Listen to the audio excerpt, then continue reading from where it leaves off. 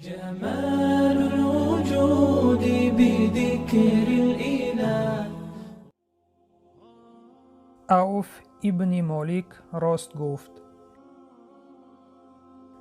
به نام خداوند بخشنده و مهربان. امیرالمؤمنین عمر خداوند از او راضی باد چون ستاره تابان نشسته بود و در اطراف آن حضرت مسلمانان دوره زده سیرت بعضی از صحابه ها را وصف می کردند.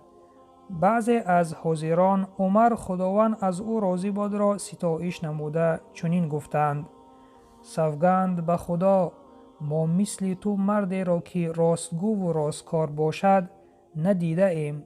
بعد از پیامبری خدا صلی الله علیه و سلم تو بهترین مردم هستی. چنین سخنان عوف ابن مالک را که در میان آن حلقه نشسته بود به خشم آورد و آثار خشم در روی عوف خداوند از او راضی باد مشاهده گردید. ناگاه عوف خداوند از او راضی باد فریاد برآورد: سوگند به خدا که دروغ گفتید. حقا که پس از پیامبری خدا صلی الله علیه و سلم بهترین از عمر را دیده ایم. عمر خداوند از او راضی باد گفت: در حقیقت عوف راست گفت و شما دروغ گفتید.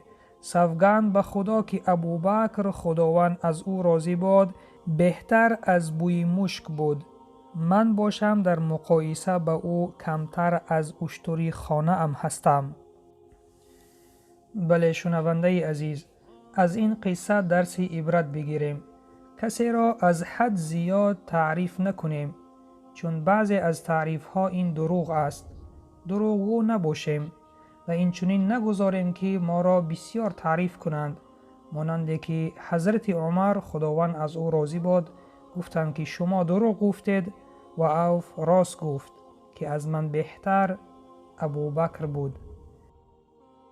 به درستی که افضلترین ما، بهترین ما نزد خداوند با تقواترین ماست. پس کوشش کنیم که با تقوا باشیم، پرهیزگار باشیم تا در نزد خداوند قدری داشته باشیم. و سلام بر آن شخصانی که راه هدایت را پیش گرفتند.